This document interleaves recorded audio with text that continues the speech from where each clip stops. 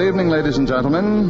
Tonight presents the Screen Guild Players in Dragonwyck, the 20th Century Fox picture based on the book by Anya Seton Chase. It stars Vincent Price as Nicholas, Teresa Wright as Miranda, and Glenn Langan as Dr. Turner. The Screen Guild Players in Dragonwyck.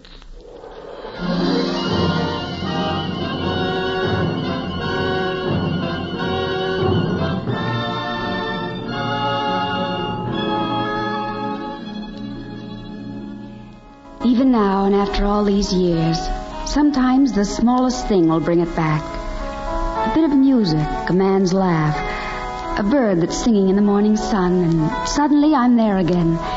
Suddenly I'm back at Dragonwyck.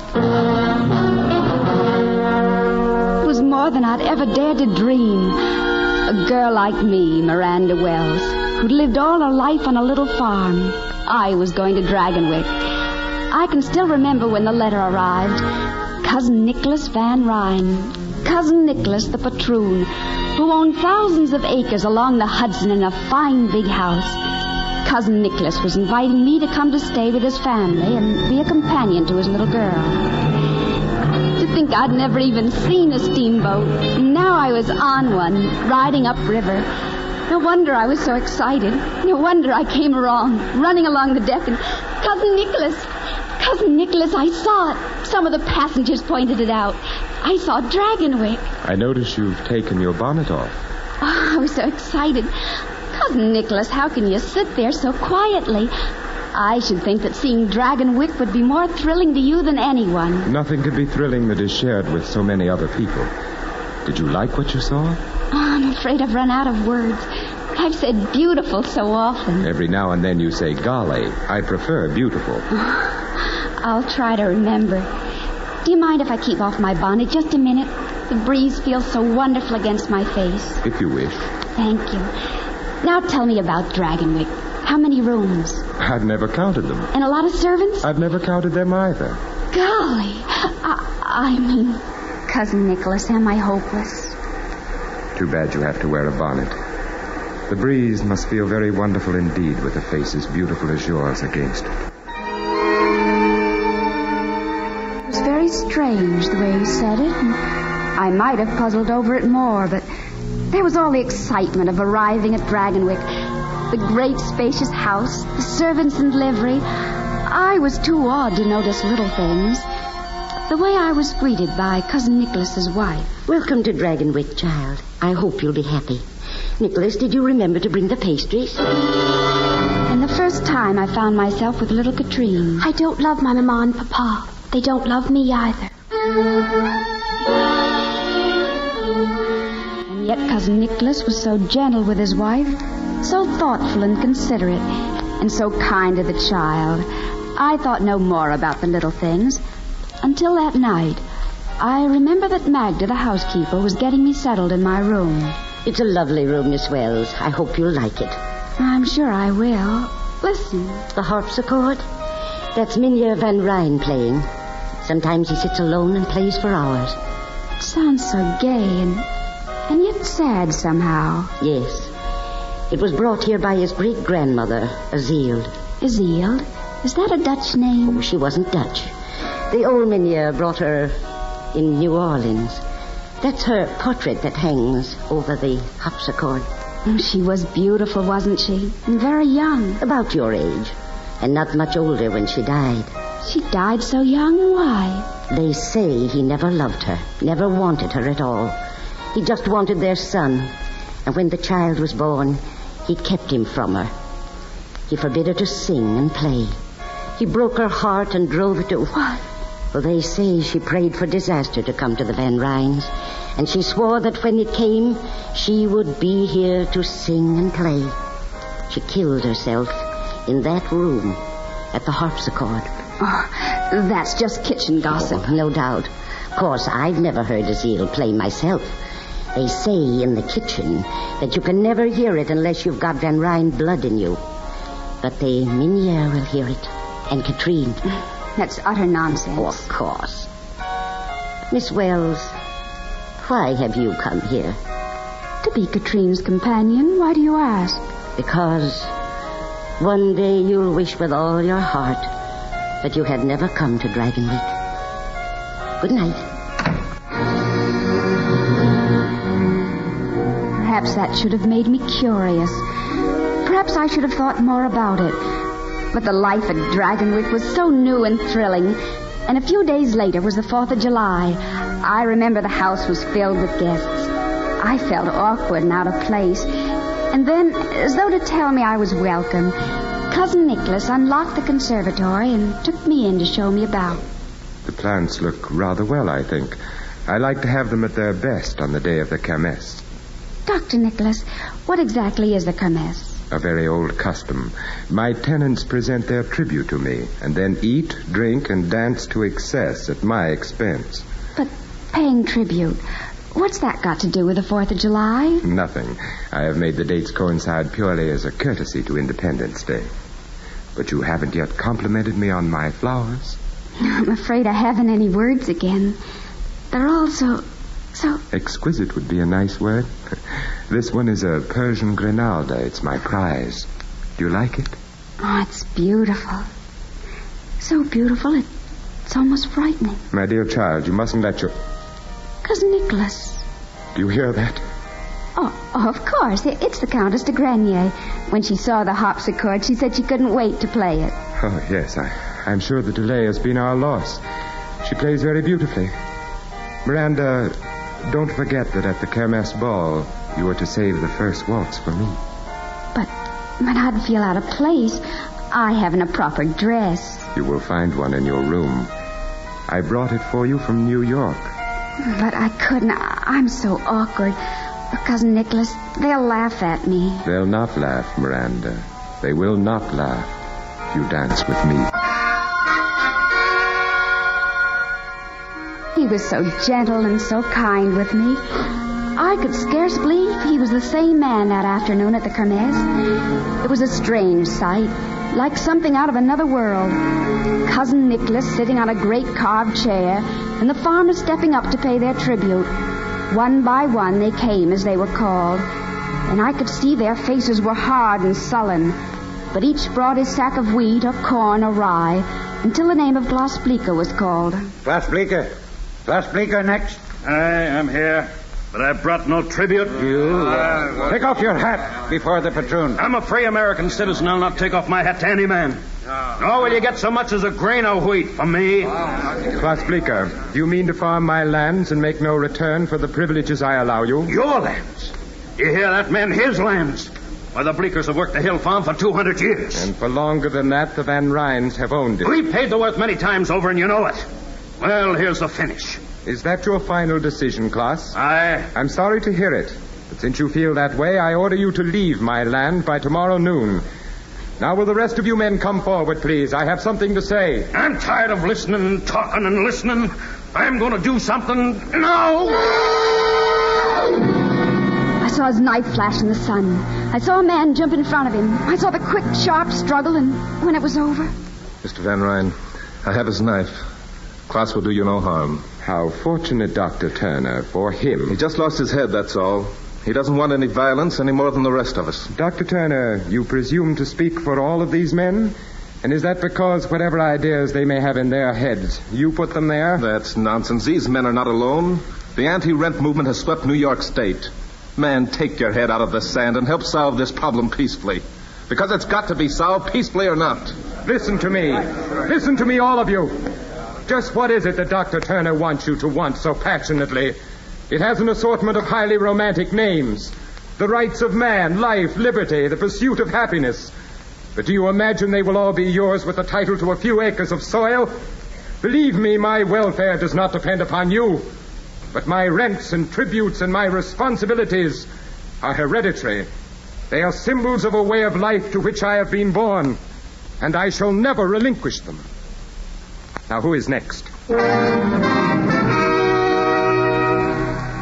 I think I was a little shocked, a little angry. But through the weeks that followed, he was a different man again.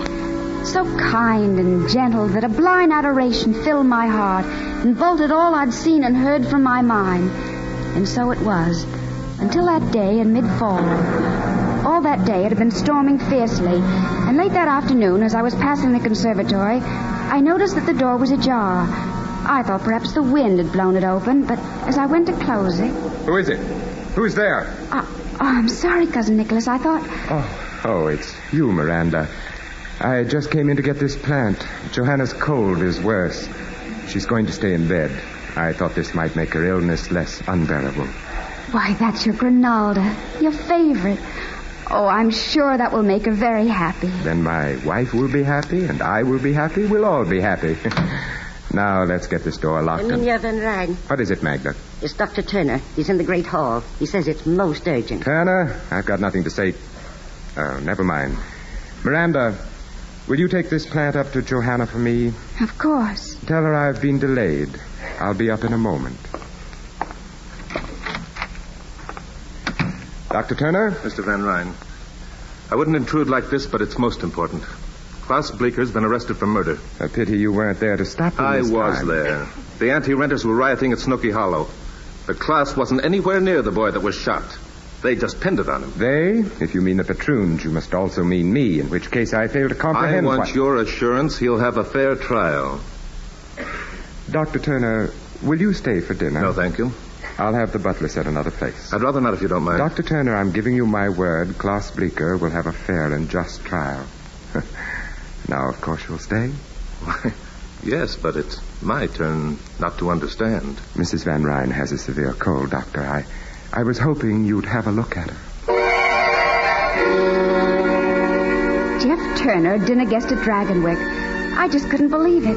Nor could I understand why Cousin Nicholas insisted he'd spend the night. Perhaps it was thinking about that kept me awake. Perhaps it was something else. But toward midnight, I heard a noise on the landing outside my door. And when I went to look... Oh, I like that. I like it. It's pretty. Katrine, why aren't you asleep? I don't want to sleep. It's so beautiful. What is? Don't you hear it? Such a pretty song. From down there. Darling, you've been dreaming. Oh, no. It's a lady. She's singing and playing the harpsichord. Katrine. It's like a lullaby. But it must be funny because sometimes she laughs. There, she's laughing now. Miranda, I don't like it anymore. I'm afraid. Make her stop, Miranda. Darling, it's no one. Really, it isn't. You've just been imagining. Don't you see? If there was anything, I'd hear it, too. It's stopped now. Of course it has. It never started, really. Come along now. Back to your room. And no more bad dreams. Good night, Miranda. Good night, darling. Miss Miranda. Magda, what is it? Miss, you better get them in here. Go get the doctor. Magda, what's happened? It's Mrs. Van Rijn. I went in to make her comfortable for the night. I went to straighten the pillow and... What? She's dead.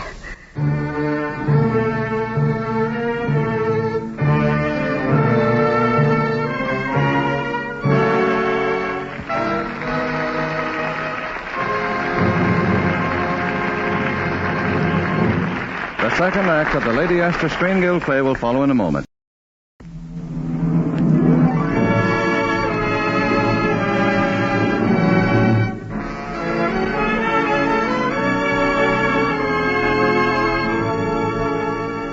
And now presents the second act of Dragonwyck, starring Teresa Wright, Vincent Price, and Glenn Langan.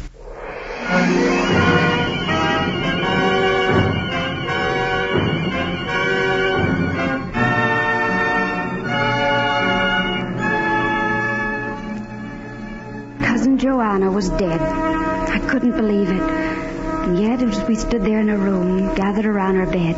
Surely you can do something for her, Doctor. I'm afraid not.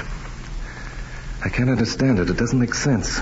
Mr. Van Rijn, are you sure she ate nothing that might have... Dr. Turner, you prescribed what she should have for dinner. You told her that she could have that cake. She insisted so. She'd have eaten it anyway. Could someone else have given her something? No one was with her but myself. Of course, the cake was soaked in rum. Acute indigestion. Yes, it's possible, but I don't believe it. I don't believe it. Is it also possible that she may have been more ill than you thought? That's always a possibility, I'm afraid. At least you admit it. If you'll excuse me. Jeff. I'm sure he didn't mean that you were to blame. Well, whether he meant it or not, it's shameful, isn't it? For a doctor not to know. If I thought there were any reason why he... There couldn't have been. He was always so kind to her. Why, that Grinalda is his prized plant, and he brought it here just to make her happy. Yes. She is smiling, isn't she? Well, you'd better get some sleep. I only can. Good night.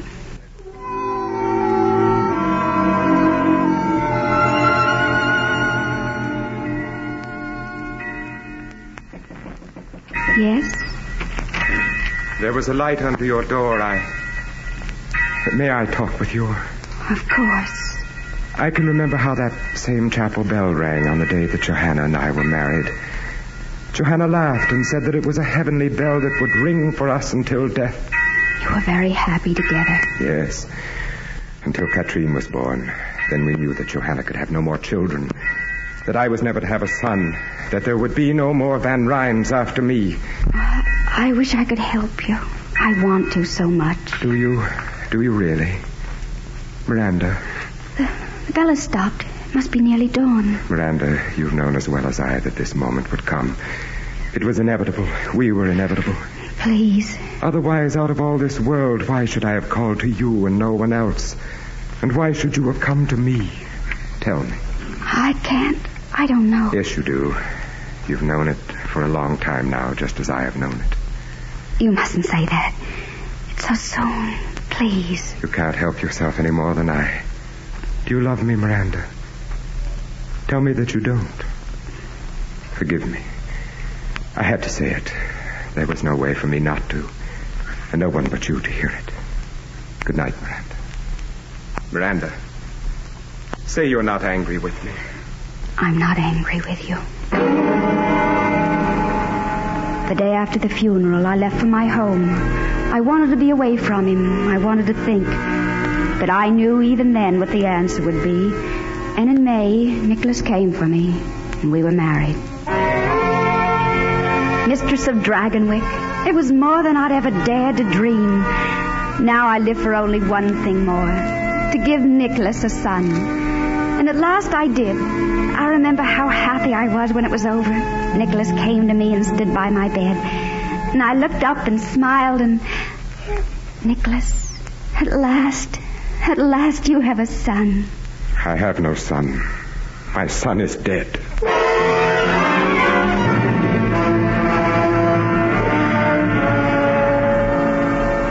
Magda, he's still in the tower room? Yes, Mrs. Van Ryn. How long has it been this time? More than a week, without a word or a sound. The last time it was 10 solid days with no... Magda. I'm sorry, ma'am. I'm sure it isn't pleasant for him. And what is it for you? I don't know, Magda. I'm going up to find out.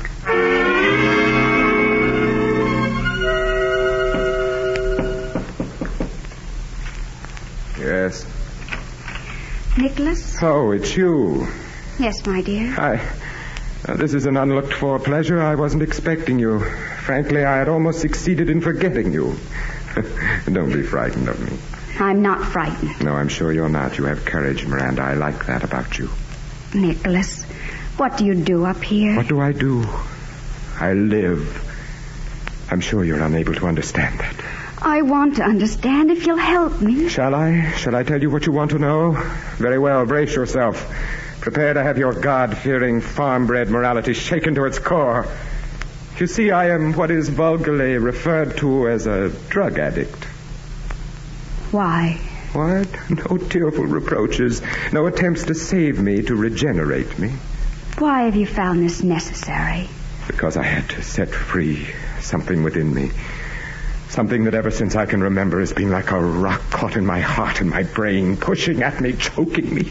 Why not put it in the simple way, Nicholas? You're just plain running away. As simple as that.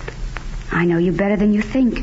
You've always run away whenever you've come up against something unpleasant, something you couldn't change, like the rent laws. Or the death of my son. Our son. Get out.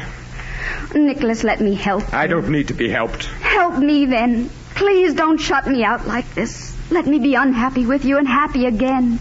Let me be part of you. Let me love you and love me, too. Get out. I'm sorry, Nicholas. I had to try.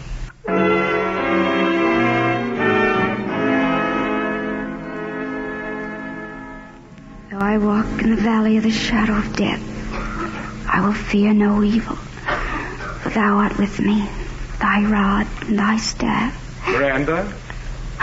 Nicholas, you startled me. Miranda, you've been spending so much time in your room, I thought perhaps this plant might make your retirement less unbearable. Persian granola, your favorite. Your happiness is mine. But may I ask why you sit here by the garden window in the half-dark? I was thinking... And does the mere act of thinking always make you look so frightened? What were you thinking of? Of Joanna. Why? I don't know. Poor Joanna, sometimes I... Listen, do you hear that? What? Nothing. The wind in the garden. There is no wind. Yes, there is. No, out there, somewhere. Something, a creaking board, perhaps. It isn't important. It stopped now. But I didn't hear anything. Neither did I. Yes, you did. From the other room. The harpsichord. Azil. Stop it. Then Katrine did hear her that night. And you must have heard her when our little son... Kitchen talk. Now you've reached your own level again. I've never believed it, really. Until now. Now I know May I come in this way? Dr. Jeff. Mind if I drop in? I just happen to be passing by. Passing by. With an army of farmers marching through my gardens. Oh, their fight is all over now, Van Ryn, and you've lost. The governor signed the anti-rent law last night. Jeff, why have you come here like this? I've been doing some studying. I want to talk about flowers with the patroon. Flowers? I'd advise you to confine yourself to medicine, Doctor. Well, strangely enough, I've learned they're related. Miranda, I'd advise you not to take that plant to your room. I don't understand. Doesn't matter. He does. Van Ryn, is it as pretty as a plant in your late wife's bedroom the night she died? Doctor, you're letting the conversation become rather morbid. I was never able to forget that plant. At the time, I thought it was very beautiful. I've found out since it was also very deadly. In fact, that's why I'm here. Nicholas, what does he mean? The granada is a glucoside, similar to digitalis, but far more poisonous. No. I don't believe it. It was convenient having a doctor on hand, even a bad doctor like myself. It was all so legitimate. She had a bad cold. She couldn't have tasted anything in the cake. It was soaked with rum, and it looked... Nicholas, no! Put that gun down! Don't you! No! I'm sorry, ma'am. It was either him or Dr. Jeff. Nicholas. Miranda, he was insane. A murderer. But for him to die like this... Wait. I think he's trying to talk. Yes? What is it, Nicholas? Those men. Tell them to take off their hats in the presence of the patrol.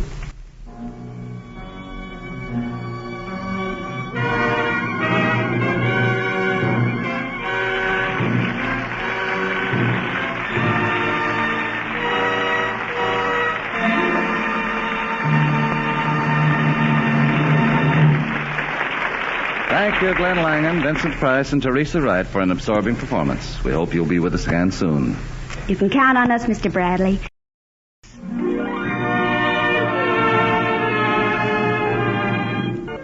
Music on tonight's program was arranged and conducted by Wilbur Hatch.